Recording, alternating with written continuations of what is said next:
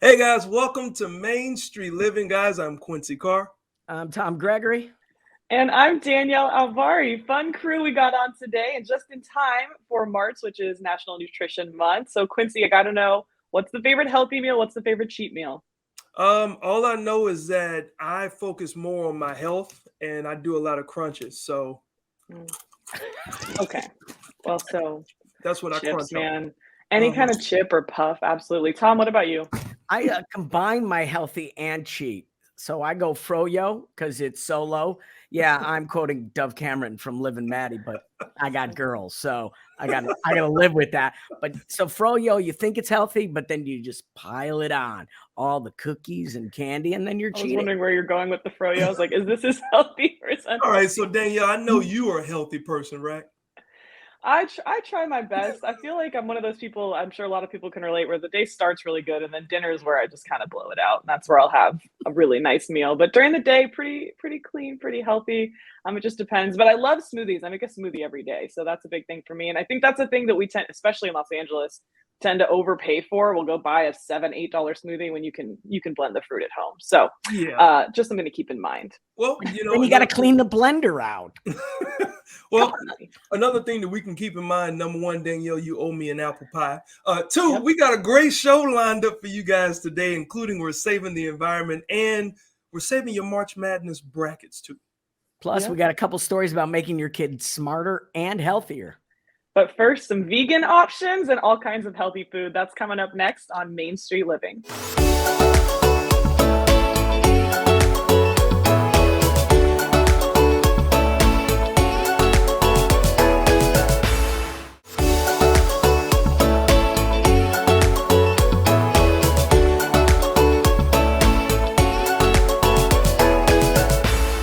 Welcome back into Main Street Living. Now, as you guys may know, March is National Nutrition Month and a great time to remember how important a healthy diet is for overall well-being.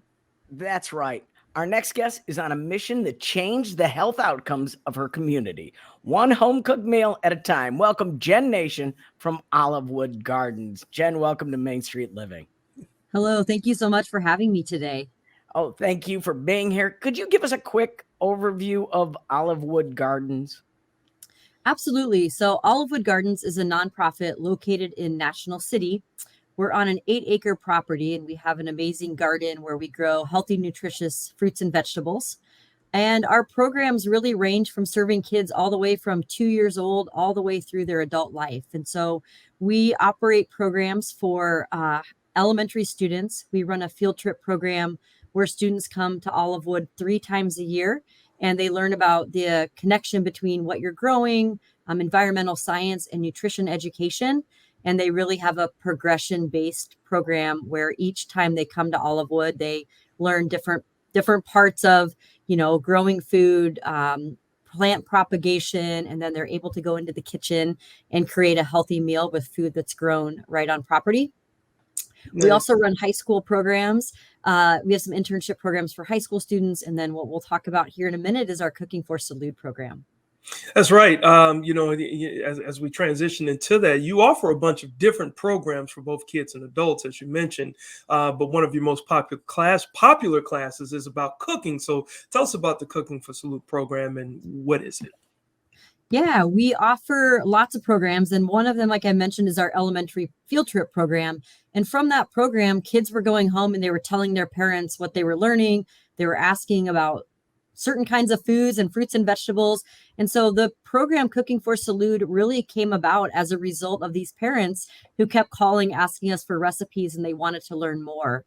And so Cooking for Salud now is a bilingual, it's English and Spanish nutrition, education, and behavior modification program. And it's really designed to teach participants how to make those healthy choices at home for themselves, their families, the community, that will improve their short and long-term health outcomes.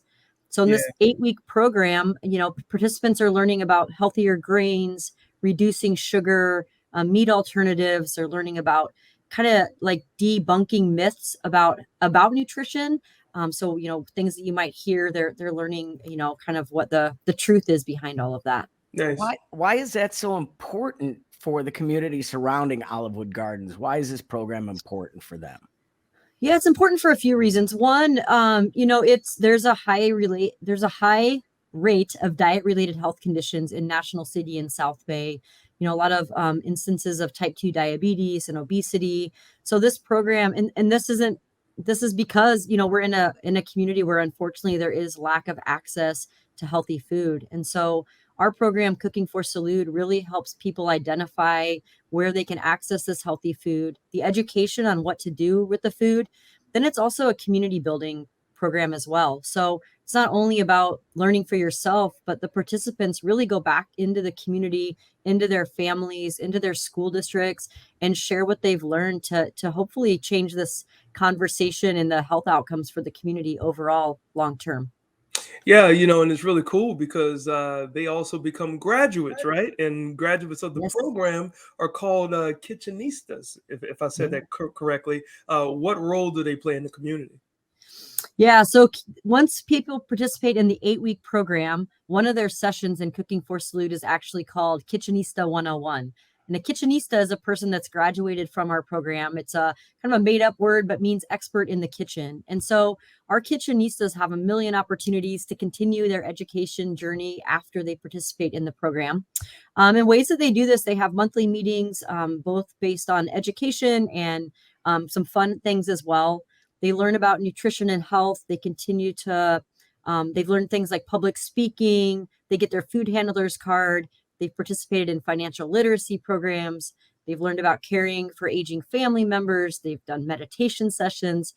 And they definitely become advocates for the community. And they've done that through this continued, like I said, education, but they've gone out and they've spoke in front of city council, in front of the county supervisors. They've advocated for healthy food access, for environmental concerns. And most recently, they've advocated for the Microenterprise Home Kitchen Operation Act, which allows people to operate food businesses from their homes. Nice. They also teach, real quick, they also teach peer-to-peer nutrition classes to the parents in the National School District. So there's 10 elementary schools, and the Kitchenistas go out and do this community session twice a year in all 10 schools. And currently they're teaching about reading nutrition labels and providing easy snacks for parents and students after school.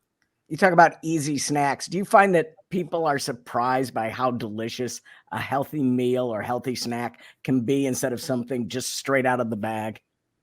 Yeah, absolutely. We do and we don't. I think when people come onto our property and they try to, they learn about making something hands-on that they've, a carrot they've pulled from the garden or something that they've created in the kitchen. The experience is just much different than, maybe food that you've had conventionally grown. And so I think people are always surprised and shocked that there's no sugar or there's no meat in these dishes. And especially the students, they love cooking. And after, one nutrition lesson at Olivewood, they seem to be hooked on whatever it is that's a lot healthier than what they were eating before. Got you. Well, like our time is getting a little short here, but what's up next for Olivewood Gardens in the Kitchenistas? Yeah, I think the Kitchenistas, they're community advocates. So they're teaching, they're educating, they're advocating, they're teaching people about food access. Right now, they're running a program in Fallbrook, the Cooking for Salud program in Fallbrook. So expansion of the program. There's a documentary film called The Kitchenistas, and that film has really brought a lot of visibility to the program. And our program just continues to grow. It's a critical need in the community, this access to healthy food and education. And so we plan to just be out more doing community workshops and listening sessions and getting more folks to eat a healthier diet. And how can viewers get information on the Kitchenistas? I knew I was going to mess that up. And from Olivewood Gardens, how can viewers find out a little bit more? You can visit our website, www.olivewoodgardens.org. We have social media channels through Instagram and Facebook. We do monthly tours and we do monthly lunch and learns as well. We have lots of classes people can sign up for, but visit our website. You can see it all there, or our social media, and people are welcome to come out and learn more. Awesome. Well, thank you so much, Gen Nation, for saving the nation. Thank you so much again for stopping by. Thank you so much for having me. Awesome. Well, I know Cheryl Nelson is not here, but this is what she would probably say. Up next, we're going vegan, baby. Vegan, baby. Say it like that, but she would. We'll be right back.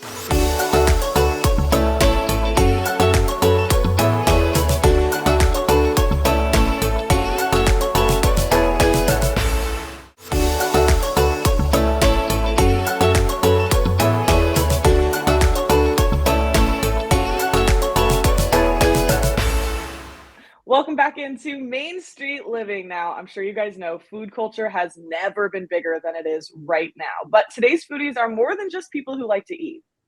Yeah, that's right, Danielle. The new food culture involves so much more, including today's foodies who want meals that taste good and are healthy, but also that are socially and environmentally responsible. Diana Edelman is on a mission to prove that the foodie culture is the perfect, delicious place to be a vegan. Let's take a look. My name is Diana Edelman, and I am the founder and CEO of Vegans Baby. Vegans Baby is a multifaceted project that I started in 2016 that's designed to help make vegan food and vegan life more accessible and approachable and show people that they're not missing anything by going vegan. I have a travel blogging background and a PR background, so I decided I would start a site that basically would follow me as I went and ate food around the city and showed people what was vegan and where we could find vegan food. Since then, it has grown to be not only a site, but I now curate tours around the world. I have a vegan dining month. I've expanded to multiple cities. And every year I put out the Las Vegas Vegan Dining Guide, which covers about 45 different categories of the best vegan food in Las Vegas. Being vegan means you are doing your best to cause no harm to other living things. So it is everything from not consuming animal products and animal byproducts to what you wear, to the products you use in your daily life, hair, shampoo, makeup, nail polish. It's a lifestyle that doesn't involve animals and animal byproducts. So there's three main reasons people go vegan. They go vegan for the animals, they go vegan for the environment, and they go vegan for health. There's been a lot of studies that have come out showing that if you go on a whole food, plant-based diet, that it can reverse heart disease and diabetes and things like that. But that's actually more that people are going plant-based because they're not necessarily going to make the whole vegan lifestyle change where they're not consuming any byproducts or anything like that. Vegan food is more than a baked potato, it's more than a salad, it's more than a plate of fruit, that there are restaurants out there that are just doing incredible things and showcasing the versatility of the cuisine and doing a really good job. We are here at Taco Terrier in Las Vegas, Nevada. They actually have 4 locations here in Las Vegas and they just opened one in San Diego. They are a plant-based Mexican eatery. They have the largest selection of tacos in the world, and they also have the world's biggest taco, which, no joke, is like the length of my forearm. There's an amazing spot in Las Vegas called Garden Grill that actually does a fried chicken bucket that's vegan, and it's phenomenal. There's a burger shop here called Underground Burgers, and those burgers are insane. You would never know that they're vegan. I created Vegan Dining Month 6 years ago, basically as an answer to Restaurant Week. I remember I was driving in Las Vegas and I saw a big billboard for Restaurant Week, and I looked up to see what restaurants had vegan options, and none of them did. And so it started in Las Vegas, and then we expanded to Portland and San Diego. And now this year it's Portland, Las Vegas, and New York City. Restaurants around the city have a vegan dish or a few vegan options, and then we pick a local charity. And so at the end of the month, a portion of the proceeds from those dishes sold will go to that local charity. Typically, it's an animal sanctuary. What I love the most about being vegan is that I wake up every morning knowing that I'm doing the least amount of harm and that I'm contributing to make the world a better place. It's so good. Danielle, Tom, now y'all know this package has Cheryl all over it. I know, our resident vegan in the house, and also our source for vegan food usually. So it's nice that there's another way for other people to learn about becoming a vegan. National Nutrition Month is the perfect time to learn more about Diana's eating adventures on her website, vegansbaby.com. And I'm going to go just to look at the food because it looked so good. I want a taco as big as my arm. Is that possible? It's the dream. Let's get it. Next, a heartwarming story for a cold-blooded creature when Main Street Living returns.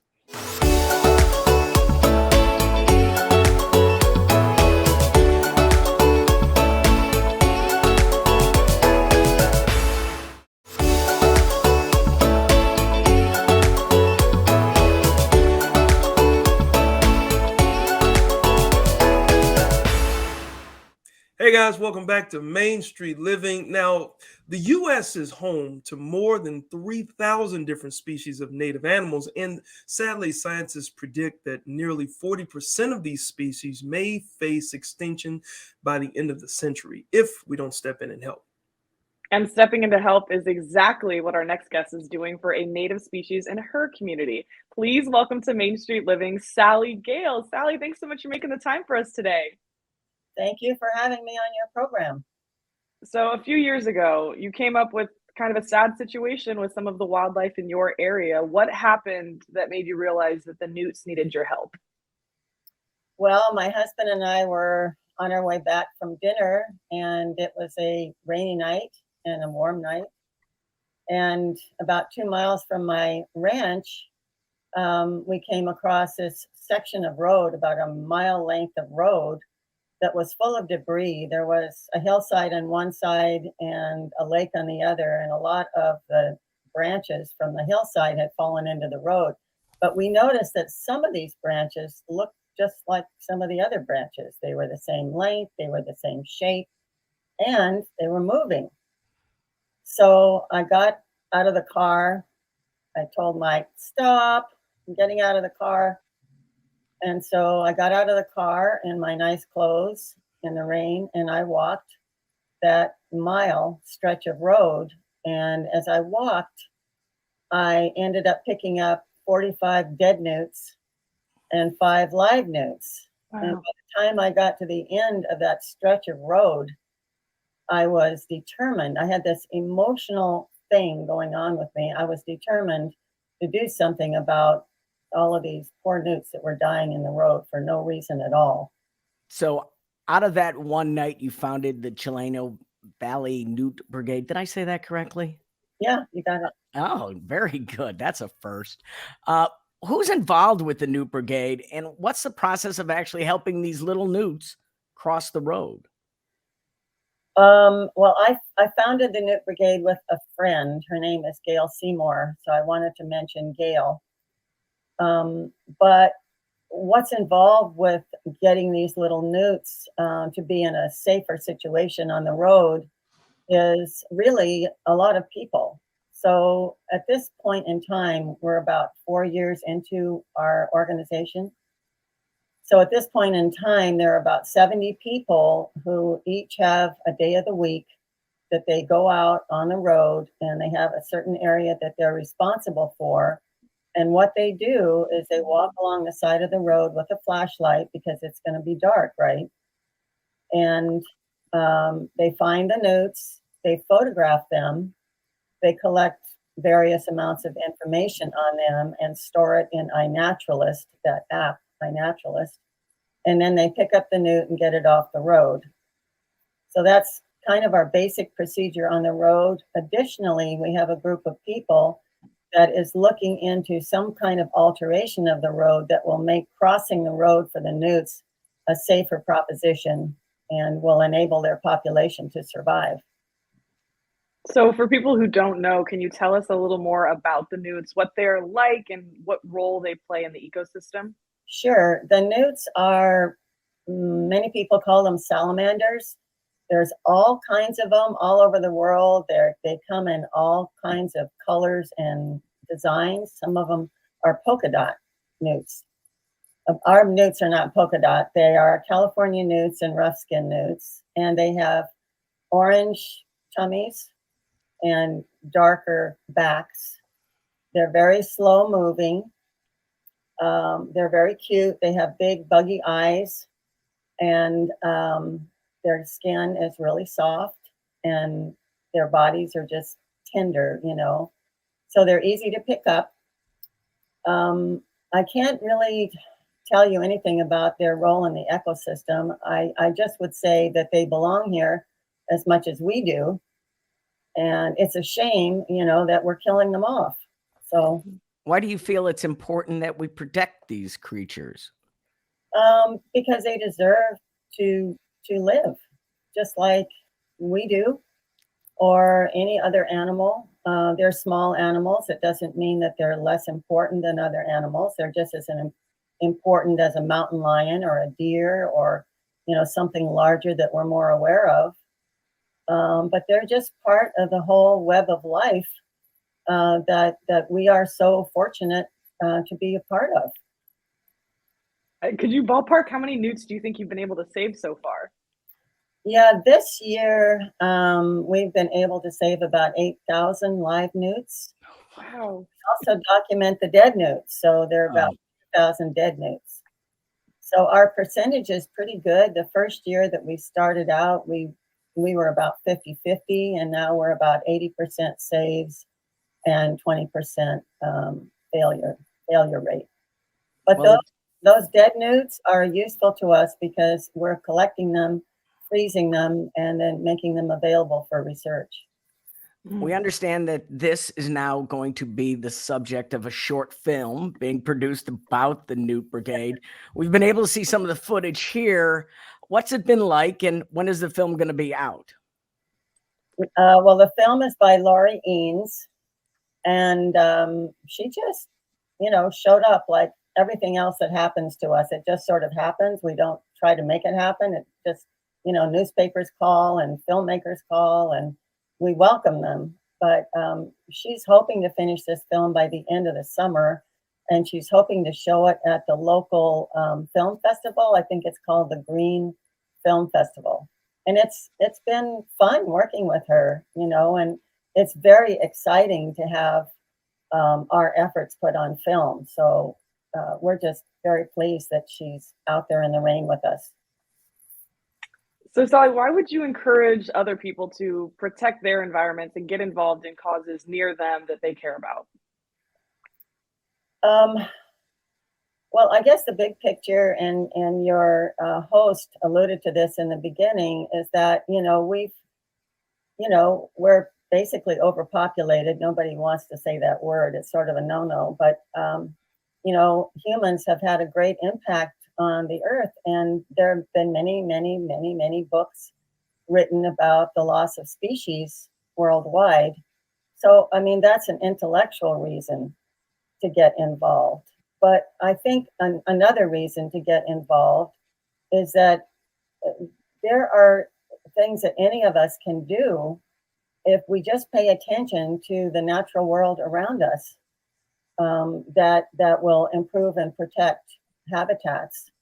Just like you did on that one rainy night. How can viewers find more about the Newt Brigade if they want to get involved and be part of the solution?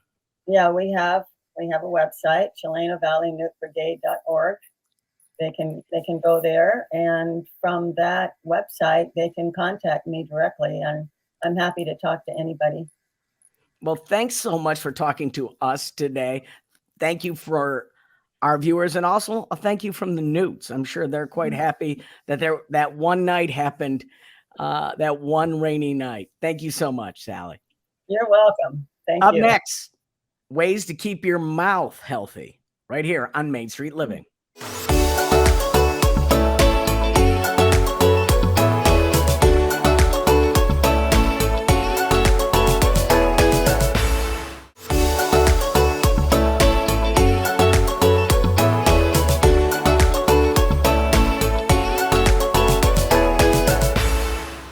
Hey guys, welcome back to Main Street Living. Now, Tom, Danielle, we are learning more and more about how important a healthy mouth is to maintain a healthy body. We all know, and I'm hoping you guys all did this before the show, that you brushed and flossed. But there are other things you should be doing to keep your mouth happy and healthy. That's right. But have no fear. The folks over at the Super Dentist are here to save the day and your teeth. Let's take a look. The number one disease in the world, according to World Health Organization, is dental disease. The number one chronic disease in children is dental disease. For 25 years, we've had one of the most leading group dental practices in the country, and I've been asked the same questions by parents. So I decided to write a book about it to explain how oral health connects to physical health and mental health and every part of a child's life. But also, we have to provide a solution. Imagine you're a parent, you're a mom or a dad, and you have a 2-year-old that doesn't get any cavities, and you have a 12-year-old that has a soda habit and gets a ton of cavities. Well, how do you determine what oral care products to get? It's really mind-boggling that currently there does not exist an oral care product company that specializes for kids. So we thought this is a great opportunity to get into that space and revolutionize oral care for kids. We have every single product that every parent needs for every person in that family. It's very comprehensive, from toothpaste to mouthwash, and from floss to toothbrushes, and from all the other oral care products that every person needs from all the developmental stages of life. And we divide it into 5 stages: during pregnancy, birth to 2, when the baby teeth are coming in and the oral microbiome is evolving and maturing, 2 to 5, when we have the primary dentition, from 6 to 12 is when you get your permanent teeth and your baby teeth are lost, and then from 13 plus, the teens and adults. The next thing is we customize the oral care products. Someone who has a lot of gum disease probably requires different sets of oral care products that someone has a very, very healthy mouth. We conveniently have a questionnaire, a profile builder on our website. So you go as a parent, you answer a few questions, and then we customize those products specifically for your children. And it's also conveniently shipped to your home every 3 to 6 months, so your children and your family will never run out of the products, and you will have all the right products at the right time. Every oral care product you put in your mouth and the mouths of your children obviously need to follow a few things. One is they need to be safe, right? Because needless to say, everything that goes in our mouths get absorbed through our mucosal tissues, the soft tissues in the mouth, and of course we swallow some of it. Next, they need to be unified. They need to work together as a system and complement each other. The next one is we want them to be playful and fun, because especially for kids, we want to build positive associations with their mouth and their oral care. Next, they need to be effective, right? And of course, when it comes to health, usually all the ingredients and the drugs in the market are either safe or effective, but we want to provide products that are safe and effective at the same time. And lastly, they need to be from a reputable source. All of our oral care products were developed by world-class pediatric dentists and medical experts. We also have a ton of educational content for parents and the doctors. So if you're a family and you want to learn about Supermouth, you want to learn about the oral care and how it impacts your children's lives and your own family, make sure you go to supermouth.com and check out all the educational content, and of course check out our profile builder to get the right products for every family member.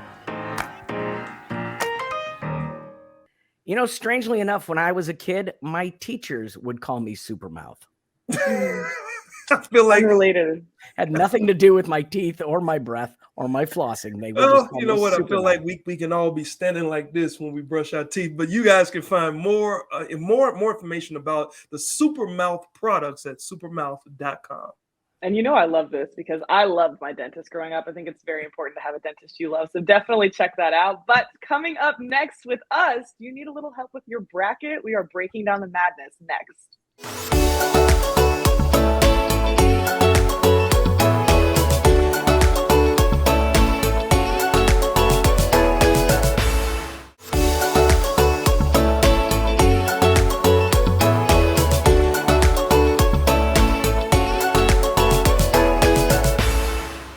Welcome back to Main Street Living.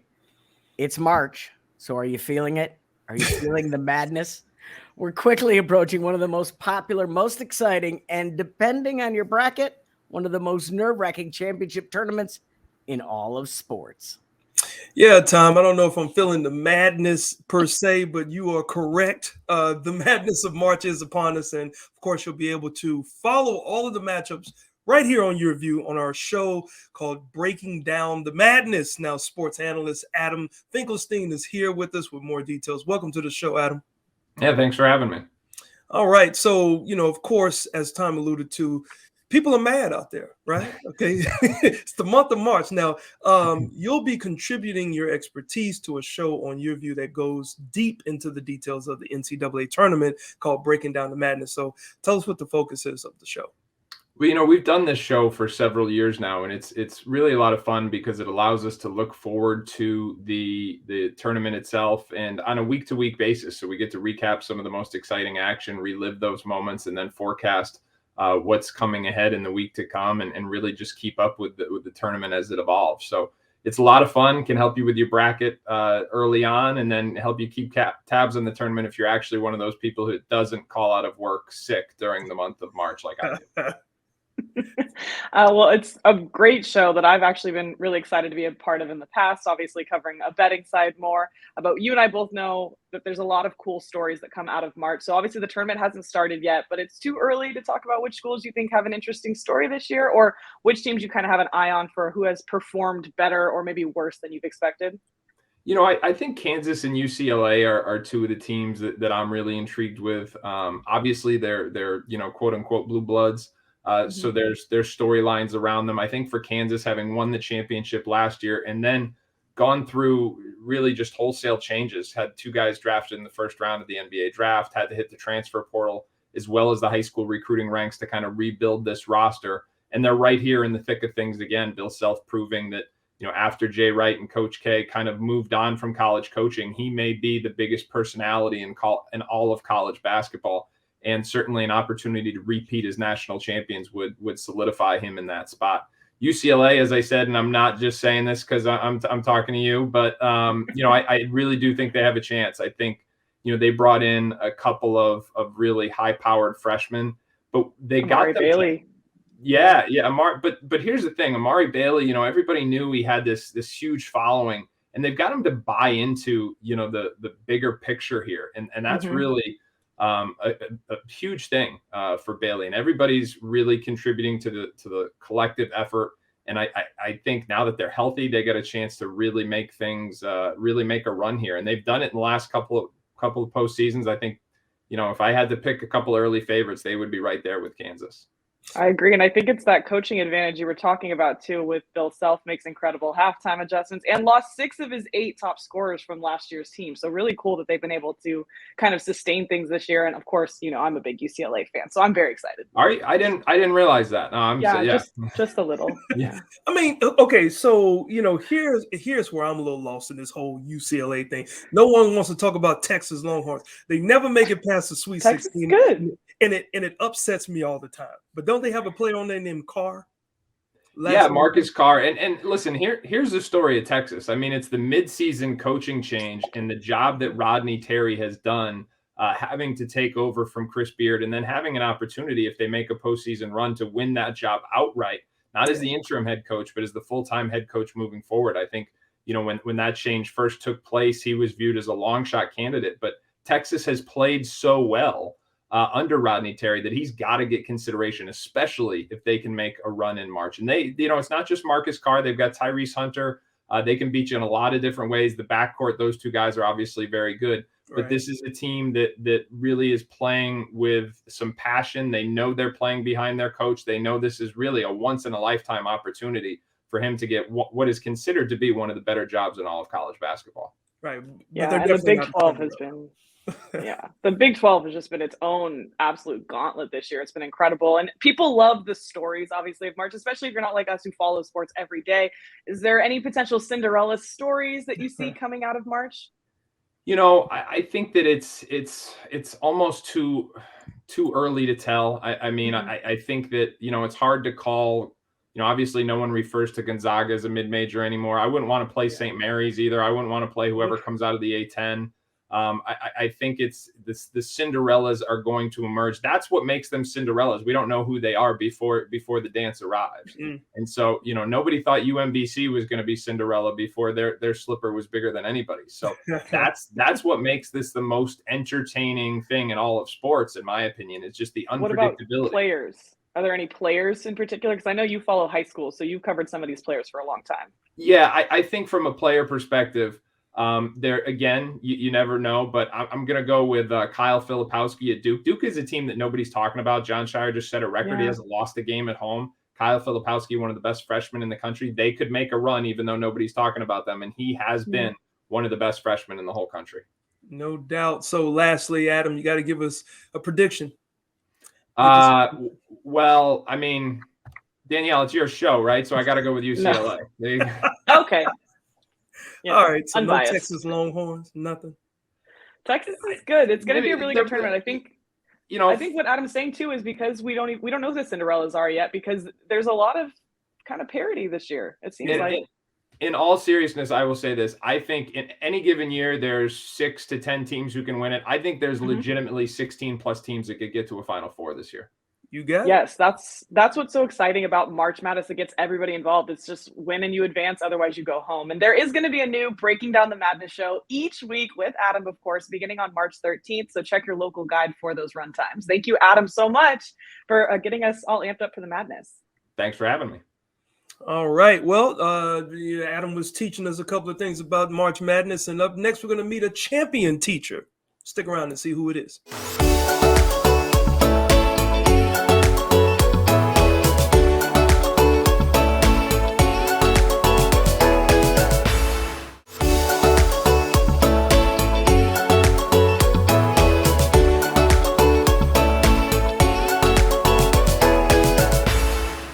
Welcome back to Main Street Living.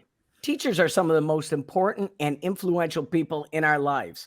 We all have that one special teacher we'll never forget, don't we? Yeah, Tom. In fact, teaching children is an incredibly challenging job. Just ask my elementary school teachers, because it takes a lot of patience, talent, and practice. Yes, but Christina Ressler makes it look easy and was honored as a distinguished mentor for sharing her expertise with new teachers. Let's meet Christina. My name is Christina Ressler, and I'm a first grade teacher at Peabody Charter School. A compliment is? First graders are the most unique, amazing, fun, needy, excited, loving little creatures that you will ever meet. Every day in first grade is different. There is never a dull moment, and their enthusiasm for life is just contagious. And it's all about the greatness that they have inside of them, the little magical spark, that they have inside of them is still so big when they're little, and just to hold that and nurture that is why I love first grade. If you put up your left hand, it'll actually make a capital L, and that's how you'll know which one is your left. She's nice and she makes us learn a lot. It's because teachers always love. That's the basically running question. She is like the best teacher for a first grader and a good teacher for everyone. Snowsuit. Change suit to flake. Snowflake! Yes, great job. I think young teachers have so much to offer. I think they have a fresh view on the world. They're learning new things that us more experienced teachers never got to learn. And they just have a passion and an enthusiasm for life and for learning that some of us forget after a while, And to just cheer them on, because this is a hard, hard job. And if I can help uplift them in any way, then I've done my part. She's always made me feel like we're on an equal playing field. It's never been like, I'm the teacher, you're the student, or I'm the veteran and you're the rookie. It's always been, we're a team. And I still find myself wandering into her classroom like, hey, can we talk about something, or can I brainstorm with you? So it meant the world to me that even after being her student teacher, where she could have easily been like, okay, let's go our separate ways, she reached out her hand again, and she said, let's do this together, and I'll be your mentor, and we're gonna ride the wave as a team. And it made me feel really good. You got a laser beam shooting out of your hands right there. Ready? Get the other way. Good. I actually never realized how in love with being a mentor I would be. I think of it like ripples in a pond. As a teacher, how many lives can I impact? You've got 25, 35 kids coming through your doors every year. You work for 10, 20, 30 years sometime. You think about that impact. That's a big impact. But then you think about the ripple in the pond that you make when you impact a teacher who is impacting potentially hundreds of lives, right? So I love being a mentor. That's an incredible look at an incredible teacher. But the one thing that package misses is the fact that all the work those teachers do at home. I'm married to a teacher who teaches K1 and second graders. Oh my goodness. She's doing homework every night. I can imagine. That's right. And you can find more information about Christina as well as other teachers honored at the Salute to Teachers event on the Santa Barbara County Education Office website, sbceo.org/salute. Yeah, slash salute. I had no idea that to hold up the left hand, that's how you make sure that that's the left side. I've Okay. been doing it wrong all these years. Me too. Anyway, straight ahead, more of Main Street Living. Stay right there. No, that's not.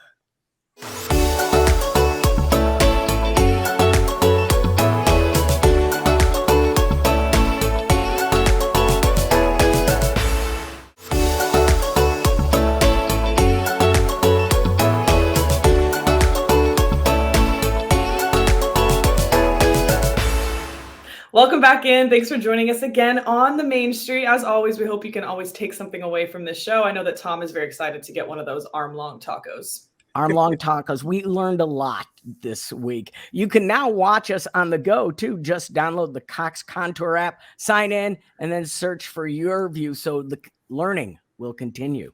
There you go. You can always catch us on the go, and we'll see you guys next week right here for another exciting show on the Main Street. Take care.